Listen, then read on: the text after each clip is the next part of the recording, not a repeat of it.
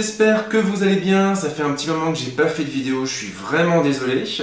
Mais pour me rattraper, je reviens avec un produit qui devrait intéresser pas mal de monde, puisqu'il s'agit du Honor 6 de Huawei.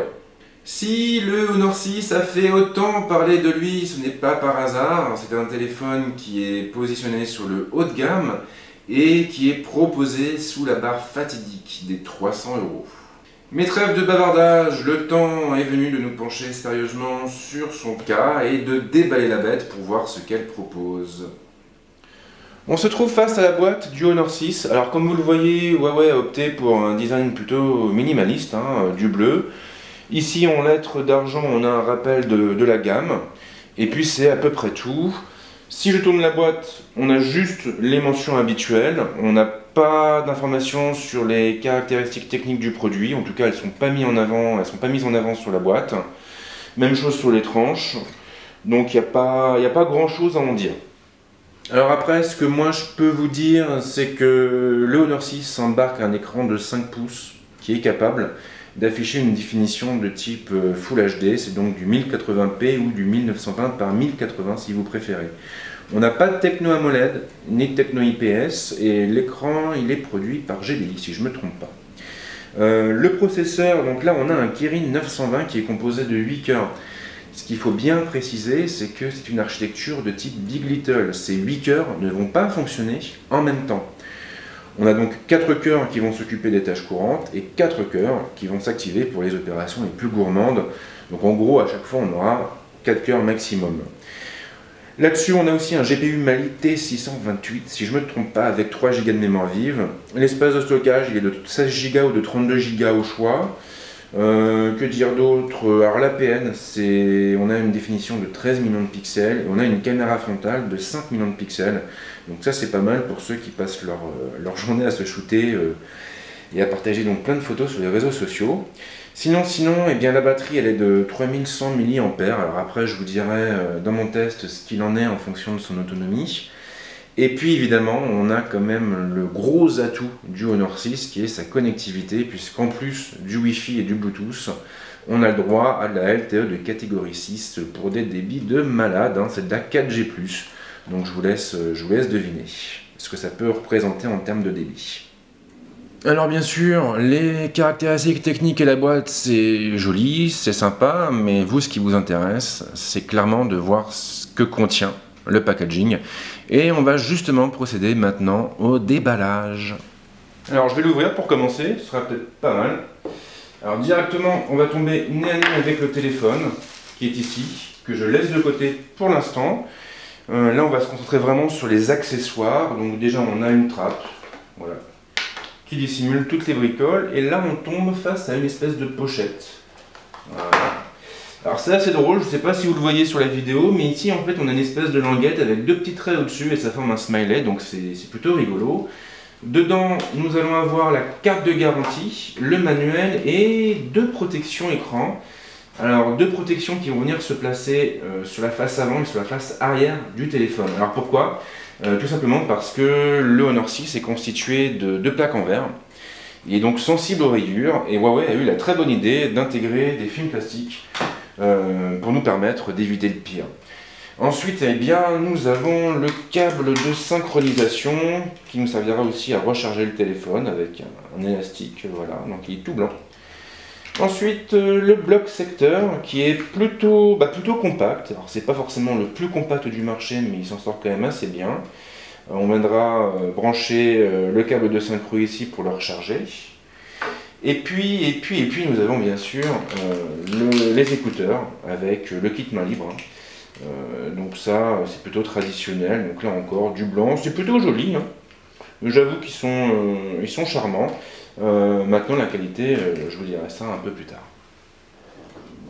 Alors nous voilà face au terminal, comme vous pouvez le constater, il s'agit du modèle noir et c'est pour cette raison que j'ai mis en dessous une nappe blanche. Seul bémol, cette nappe n'a pas été repassée. Alors nous, on va dire que c'est pour le style, pour faire un petit effet papier froissé, même si personne ne sera dupe au final. Que peut-on dire du téléphone? Donc déjà, il n'est pas si massif, si encombrant qu'on pourra le croire. Il me paraît nettement plus compact que mon Z3. Je pense qu'on pourra le manipuler à une main sans trop de difficultés. Alors, on aura peut-être un petit peu de mal à atteindre le coin supérieur droit, comme à chaque fois, mais bon, ça, c'est malheureux à dire, hein, mais quand on veut un téléphone de 5 pouces, il faut aussi être capable de faire quelques sacrifices. Au niveau des matériaux, quand même, donc, du verre sur la façade, et bien sûr du verre à l'arrière. Alors ça veut dire quoi? Ça veut dire du verre, donc grosse sensibilité aux rayures déjà, donc on comprend peut-être pourquoi Huawei a mis des films plastiques dans la boîte, et puis surtout donc sensibilité aussi aux traces de doigts. Alors je sais pas si vous les voyez là à l'écran. J'ai manipulé le téléphone là pendant quelques secondes et déjà on a quand même quelques cradouilles. Bon, alors après, évidemment, avec un chiffon, ça va tout seul. Je pense que l'effet sera peut-être moins prononcé aussi avec les films plastiques. Et puis sinon, on pourra toujours investir dans une coque. Ce qui est sûr, en tout cas, c'est que le téléphone tient bien en main. Il n'est pas glissant du tout, contrairement à ce qu'on pourrait croire. Donc ça, c'est plutôt positif, puisque on aura peu de risques de le faire tomber. Alors, on n'a pas de bouton en façade, on aura juste des contrôles tactiles. Donc pour les boutons physiques, il faudra aller voir sur la tranche droite. Ici, on a le bouton de mise sous tension et les deux boutons dévolus au contrôle du volume. Alors on a l'impression que c'est un peu de l'aluminium brossé, et en fait pas du tout, c'est vraiment du plastique. Mais l'imitation, elle est quand même assez valable. Et moi, je l'ai en main personnellement là tout de suite, et voilà, j'ai pas l'impression d'être face à un téléphone en plastique du tout. Sinon ici nous avons une trappe qui dissimule deux ports. Alors je vais essayer de l'ouvrir. Hop, voilà. Donc on a deux ports qui donnent accès en fait à la carte SIM et à la carte micro SD, puisqu'on va pouvoir étendre la capacité de stockage avec une petite carte additionnelle. Ça c'est plutôt cool. Alors ce qui est intéressant, c'est qu'on n'a pas du tout de rappel de la marque sur la face avant du téléphone. Voilà, on n'a pas de Huawei. En revanche, à l'arrière, on aura quand même un rappel de la gamme au nord, et c'est tout. Donc on est quand même sur quelque chose de très minimaliste. Puisqu'on est à l'arrière du téléphone, on peut aussi remarquer la présence ici du module photo, qui est accompagné d'un double flash LED. Ici, petit haut-parleur. Alors après, par rapport à la connectique, donc on a sur la tranche inférieure le port micro USB, et au-dessus on aura la prise casque pour brancher les écouteurs et tout le tralala habituel.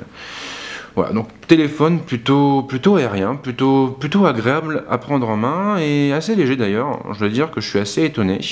Donc c'est plutôt pas mal pour une première prise en main. J'avoue que je suis assez séduit. Alors maintenant du coup on va essayer de le démarrer en espérant qu'il y ait du jus. Ah, j'ai senti une légère vibration. On a le téléphone qui démarre, avec évidemment un rappel de la plateforme et de la gamme, Honor. On attend un peu, pouf, la petite animation, toute tranquille. Là au passage, vous remarquerez qu'il n'y a plus ma jolie nappe froissée.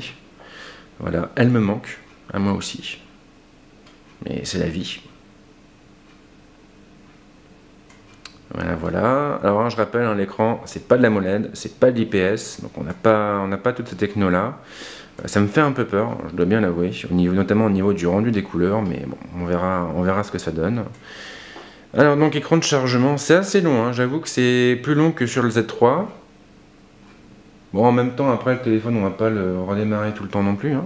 Et on arrive sur l'assistant, donc on va commencer par aller chercher la langue, qui est le français de France. C'est mieux comme ça. Voilà, on passe à l'étape suivante. Et là, il me demande d'insérer une carte SIM, mais j'ai pas envie, donc je l'ignore. Les conditions d'utilisation, la politique de confidentialité de Huawei, que j'accepte sans lire comme d'habitude. Suivant. Je vais chercher mon réseau Wi-Fi. Alors là, attention, je me cache parce que j'ai pas envie de me faire pirater. Wow, donc j'ai un petit peu de mal, voilà, gna. Alors au passage, on remarque que le clavier de Huawei, il rappelle quand même beaucoup celui de l'iPhone. On a le swipe, évidemment, qui est accessible, donc c'est assez rigolo. Donc je valide, je me connecte. Là, il me demande d'attendre. Il me propose de m'identifier avec mon compte Google. Je vais accepter. Donc là, encore, je quitte le champ. Alors là, il va me jeter parce que j'ai activé l'authentification en 2 étapes. donc, bah, tant pis, hein, on va annuler. On ne crée pas de compte. Il n'y a pas de problème pour la géolocalisation, vas-y, fais-toi plaisir. Et là, on indique le prénom, voilà, Fred, et le nom. Voilà, qu'on va mettre... oh, c'est long. Pas motivé, le gars. Ouais, donc voilà, Pereira. On passe à l'étape suivante. Blablabla, service Google, blablabla, on est content, bienvenue, vous allez recevoir des mises à jour. Et j'accepte tout ça. Et là, comme par magie, on se retrouve sur l'écran d'accueil et donc sur la surcouche de Huawei. Première fois que je teste un Huawei, donc j'avoue que je suis assez surpris. Il va me falloir sans doute une période d'adaptation, mais ça on en parlera plus tard. Pour l'instant, on va en rester là avec cette prise en main. Alors que peut-on dire du Honor 6? Je ne l'ai pas encore beaucoup utilisé, je ne peux pas vous rendre mon avis, un avis ferme et définitif. Mais ce que je peux vous dire en tout cas, c'est que je m'attendais vraiment à tomber sur un téléphone aux finitions médiocres, voire douteuses. Et ce n'est pas du tout le cas. On a vraiment un bel objet, de plaques en verre. Alors c'est vrai qu'on a du plastique, hein, on n'a pas de l'aluminium, du métal, ce que vous voulez. Mais on a quand même un téléphone qui tient la route, qui est joli à regarder. Et c'est d'autant plus impressionnant qu'il est proposé à moins de 300 €. Donc je me dis que pour ce prix-là, pas mal de gens risquent de se laisser tenter. Voilà pour cette prise en main, j'espère qu'elle vous a plu. Comme à l'accoutumée, il faut vous attendre à un test plus complet qui sera publié la semaine prochaine si tout va bien.